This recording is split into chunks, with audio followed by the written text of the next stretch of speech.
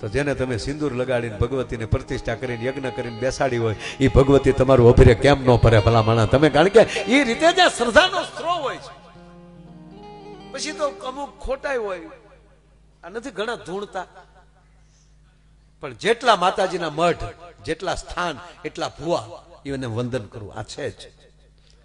હા, પણ આપણા પરિવાર પૂરતા મઢ હોય. પછી અમુક અમુક જે હાવ છે, જો એ ધૂણે ખોટું ધૂણે છે એનો અર્થ જો હું કે ખોટું ધૂણે છે તો સાચું ત્યાં છે તો જ ખોટું છે. ખોટું ક્યારે થાય? સાચું છે. જો આપણે એમ કે દૂધ વાળું પાણી વાળું દૂધ મળે છે, પણ દૂધ તો છે નકર પાણી નાખવું એમાં. તમે ભલે ખોટું સોનું લેવા જાઓ બેનો, ખોટું સોનું ખરીદવા જાઓ, પણ રૂપિયા તો સાચા જ આપવા પડે. ત્યાં ખોટી નોટ નહીં ચાલે, વ્યવહારમાં ખોટું નહીં ચાલે. વાત આ છે. તમને કોઈક છેતરશે પણ તમે નહીં છેતરી શકો. કોઈક ખોટું સોનું ખરીદવામાં તમારે ખોટા રૂપિયા નહીં, સાચા જ આપવા પડે.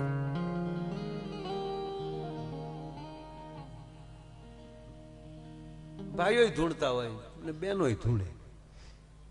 મેં જોયું છે આપણા ગામડામાં ભાઈઓ ધૂણતા હોય ને સરપંચ તો બહુ જાજા માણસો ન હોય, ઘરનો ડાયર હા એમાં કેવું ભાઈ ઘડીક બંધ કરીને બીડી પી લે તો બીડી પી લે કે તો લાવો બીડી.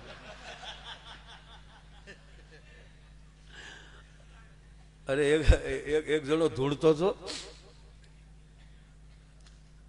આખું ગામ પૂછતું હતું દરબાર કે મેં કેદી થાય માં, મેં કેદી થાય? તો ધૂણતો હતો કે પોહ મહિનામાં. બોલા કે આ અંબાલાલ ભાઈ નો ભાઈ લાગે.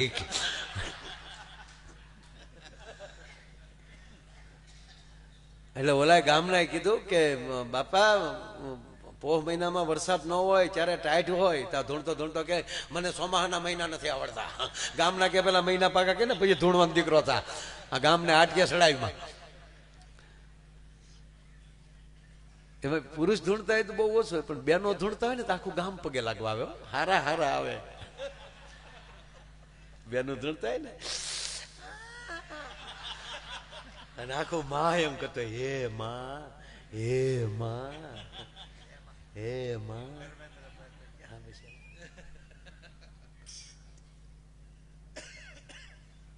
આખું ગામ પગે લાગે, પણ મુંજાય કોણ? એનો ઈ.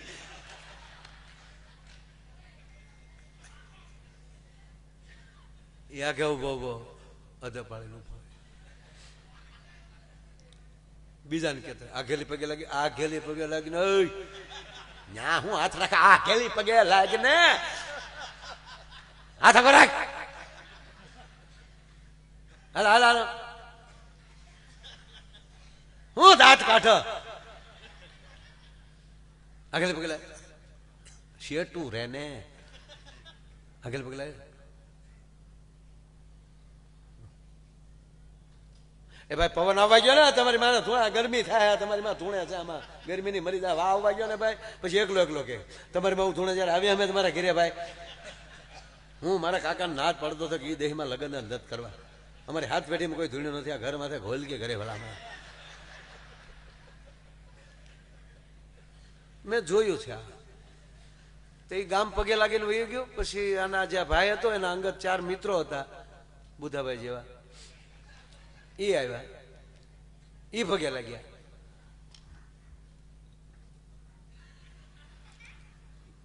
પછી ઓલા પાસે ગયા, ઓલો આગો ઉભો થયો ન્યા જેના 4એ કીધું કે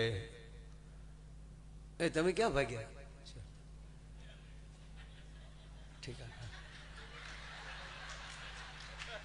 મારા વડીલોને તાળીઓથી બધા ટેસ્ટથી બધા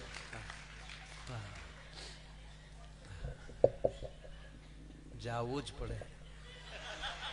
સમય બધા ફેરવાની એમ ફરે નહીં, થતું હોય એમ થાય. ફઈબાને મૂછી ઉગી જાય કાકા નો કહેવાય, જે થતું હોય થાય. હવે અહીં મૂળ ધ્યાન આપ એટલે છે કાંઈ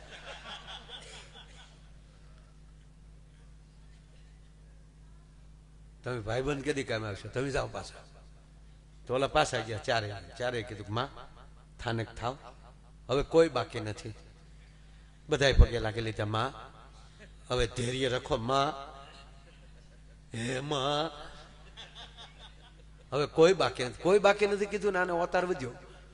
કોને કીધું બાકી નથી? હજી એક જણા બાકી છે, ઓલો. એટલે ઓલા ચારે ગયા એના પતિ પાસે. એ કે તને કે તારી માં બાકી છે પગે લાગી લે. ઓલો કે મારે કેમ લગાવ્યું? ઓલા કે લાગી લેવાય, આમ તો ઘરે કોઈ નો એકલો હોય ત્યારે હાલ ભાઈડો થી જ હાલ. ઓલો આવ્યો, આવીને પગે લાગવા આમ લાંબો હાથ કર્યો ને, હન અવતાર વધ્યો. આવ્યો શરણે આવ્યો, માગ માગ માગ. ઓલો કે છૂટા છેડા દે ને મારી માં. અરે એક દીકરી સાસરે જ, બહુ ઝીણી વાત છે, આની વાત નથી, આ બધી આફ્રિકાની વાતો કરું છું. એક દીકરી સાસરે જાતી હતી ભાઈ. એટલે સાસરે જાય એટલે દીકરી રડે ને. આ તો દીકરી નહોતી રડતી, બોલો. એના મમ્મી ને એના દાદીમાં એ લોકો રડતા હતા, બેનપણીઓ બહેનો, આખું ઘર રડતું હતું. આ નહોતી રડતી, બોલો. ગાડી આવી ગઈ, ગાડી પાસે આવી ગઈ અને આખું ઘર રડે. તો ઓલે હામી આમ ડોળા કાઢે, શું રડો છો બધીઓ? બોલો વરરાજાએ એની હાળી સામું જોયું તો એનું બાવડું, તમે ગાડીમાં બેહો ને, હજી પૈણા ભેગો, તમે ગાડીમાં બેહો ને, ગાડી ના ગાડી એની એમ ગાંડીના નથી કીધા, તો ધ્યાન રાખજો. મારો દીકરો દાંત જ કાઢે.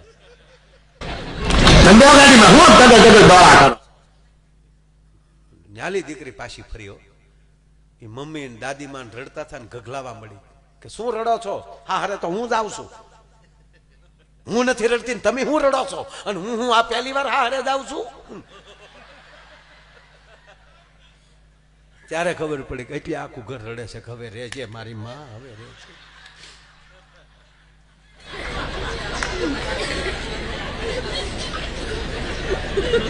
લગ્ન પછી દિવસે જમાઈનો ફોન આવ્યો કુમારનો.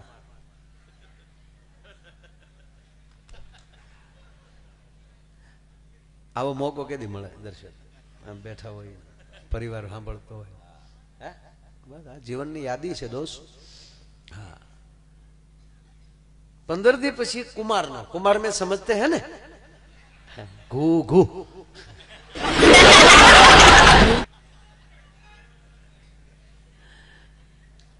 15 દી પછી ફોન આવ્યો. લગન હજી પરણીને હજી ગયેલો તે 15 દી થયા. 15 દી પછી ફોન આવ્યો સીધો એને સાસુને. હવે તો બધા સાસુને મોમ કહે છે, સાસુને મોમ કહે.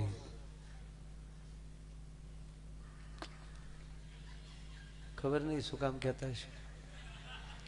હા એક કહું, એક ગંભીરતાથી કહું, મારા બાપ હૃદયથી કહું કે દીકરીના માવતરને વિશેષ સ્થાન આપજો. કારણ કે એને એની દીકરી તમારા ઘરે નથી આપી, કાળજાનો ટુકડો કાઢીને તમારા ઘરે મોકલ્યો છે સાહેબ. એને સન્માન મળવું જ જોઈએ. 7 વાર કહું, મળવું જ જોઈએ. પણ મમ્મી નો કહેવાય. મમ્મી શબ્દ જે છે એ બ્રહ્માંડમાં ગુંજતો હોય છે. તમે સસરાને પપ્પા કહો અને સાસુને મમ્મી કહો તો તમે બંને શું થયા? નહીં, ફ્રેન્કલી તો બેન ભાઈ થયા. તો દોષ લાગે છે, શબ્દ દોષ. અમારામાં તો મામા શબ્દ વાપરીએ છીએ, સાસુને ફોઈ કહીએ છીએ. સાસુને ફઈ કહે જેથી કરીને ફઈને ખબર પડે કે આ ઘરે આવી મારા ભાઈને દીકરી થાય તો મારી દીકરીનું ધ્યાન જેટલું રાખવું એને કરતા 7 ગણું મારે આનું ધ્યાન રાખવું પડે. એટલે અમારે ફઈ કહે. જમાઈ નથી કહેતા, કુમાર નથી કહેતા, ભાણે જ કહે. આવો ભાણુભાઈ આવો. એક સંબંધની વાત છે. એટલે હું એમ નથી કહેતો બધા કે તમારે જે કહેવાતું એ કહેજો જ. હા મારા બાપનું કઈ હાલે નહીં, કઈ અમે કઈ નિયમો ફેરવવા નથી નીકળ્યા, પણ જે થતું હોય એ થાય. જમાઈનો ફોન આવ્યો 15 દી પછી. હાલો મોમ. લે બોલો કુમાર, બોલો ને, કેમ છે બધું? બરાબર છે ને? બરાબર કીધું તા તો ઓલો ઢગલો થઈ જાય. મમ્મી બરાબર નું ન પૂછતા. મોમ તમે મોકલું શું છે? બો કુમાર શું કહો છો? મમ્મી પ્લીઝ, મમ્મી આવું ના પૂછો. પણ કુમાર તમે રડો માં, રડું નહીં તો શું કરું મોમ? પણ શું થયું એ તો કયો મોમ. પ્લીઝ કુમાર પાણી પી લ્યો, સ્વચ્છ થઈ જાઓ, કંટ્રોલ ખાઓ અને નિયતે મને વ્યવસ્થિત વાત કરો તો ફોન સમજાય ને. તમે સ્વચ્છ થઈ જાઓ, પાણી પી લ્યો. હા મોમ, હા okay mom, thank you mom. હા હા બોલો કુમાર, શું હતું? મમ્મી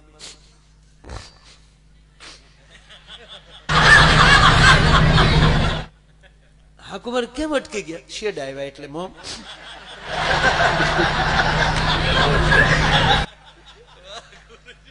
તમને શેડ નહીં, માયાબેન શેડ આવ્યા મોમ.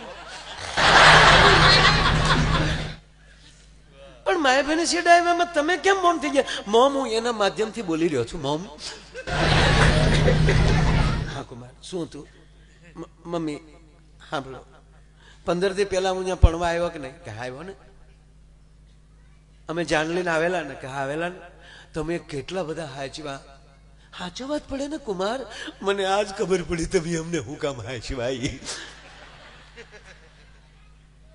બેટા આવું શું બોલો છો? ના મોમ હવે યાદ કરો મોમ કે 15 દી પછી અમે વિદાય લેતા હતા. તમારી દીકરી ગાડીમાં બેસી ગઈ, હું ગાડીમાં બેસી ગયો. ગાડીનો વિન્ડો ખુલ્લો હતો, કાચ. અને ત્યારે તમે બે કોણી જે એમાં વિન્ડોમાં મૂકી, બારીમાં મૂકીને તમે જે મારા માથા ઉપર હાથ ફેરવતા હતા વાંકા રહીને આમાં. કુમાર ધ્યાન રાખજો. રડતા રડતા તમે બોલતા હતા ને, મને કહેતા હતા કુમાર ધ્યાન રાખજો, કુમાર ધ્યાન રાખજો. ત્યારે મેં કીધું નો પ્રોબ્લેમ મોમ, નો ટેન્શન, ચિંતા ન કરતા. હું કહેતો હતો ને, હિંમતથી કહેતો હતો ને મોમ કે હા તમે કહેતા હતા મોમ. ત્યારે મને એમ હતું કે તમે તમારી દીકરીનું ધ્યાન રાખવાનું મને કહો છો.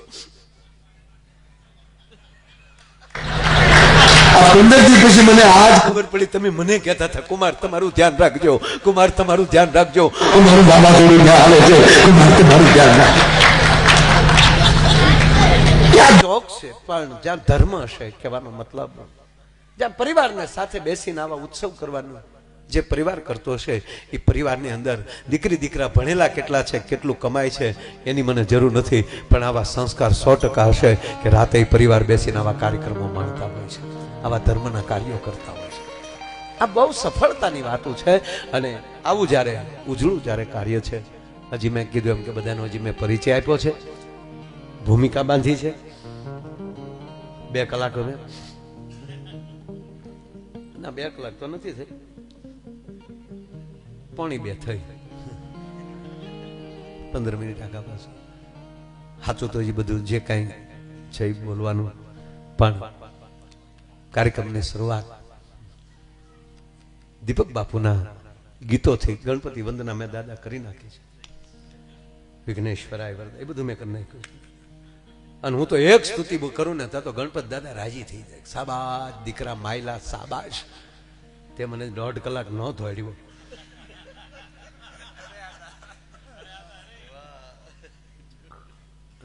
એટલે બધું પણ સીધા જ ગીતો લઈ એને મોજ આવે એવા સારા પદો લઈને દીપક બાપુને સાંભળવા જીવનનો લાવો છે એવા વિનંતી કરું. દીપક બાપુ હરિયાણી તાળીના ગળાથી વધાવે શ્રી દીપક બાપુ હરિયાણી.